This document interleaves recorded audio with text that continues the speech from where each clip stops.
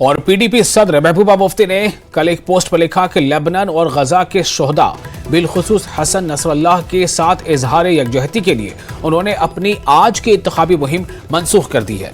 महबूबा मुफ्ती ने लिखा था कि गम की इस घड़ी में वो फलस्तीन और लेबनान के अवाम के साथ खड़े हैं।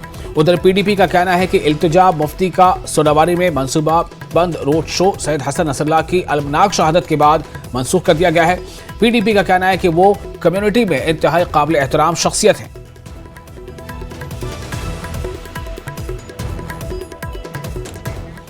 और महबूबा मुफ्ती की जानिब से अपनी मुहिम मनसूख करने के बाद senior BJP leader Kavinder Gupta ने कहा है कि हसन नसरुल्लाह की मौत का दर्द महबूबा मुफ्ती को क्यों है। गुप्ता ने कहा कि जब बांग्लादेश में हिंदुओं पर हमला किया जाता है और वो मारे जाते हैं तो महबूबा खामोश रहती है।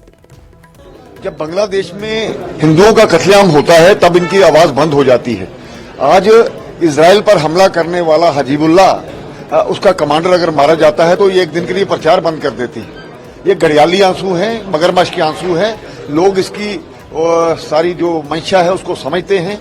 इस प्रकार के षड्यंत्र करने से कुछ होने वाला नहीं है। इंसानियत के नाते जो बात करनी वही सही है। जिस व्यक्ति ने पूरे दुनिया में आतंक फैलाया था उसका मरना।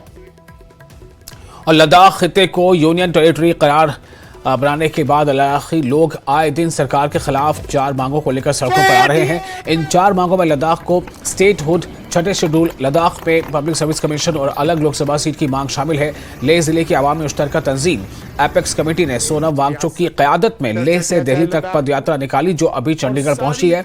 करगिल की ऑल पार्टी तंजीम करगिल डेमोक्रेटिक अलायंस ने 2 काफिलों में श्रीनगर से चंडीगढ़ के लिए रवाना हुई है। पिछले इलेक्शन से पहले आप सब लोगों को पता है, हम अनशन पे बैठे, हम लोग बहुत सारे एहतजाज किए।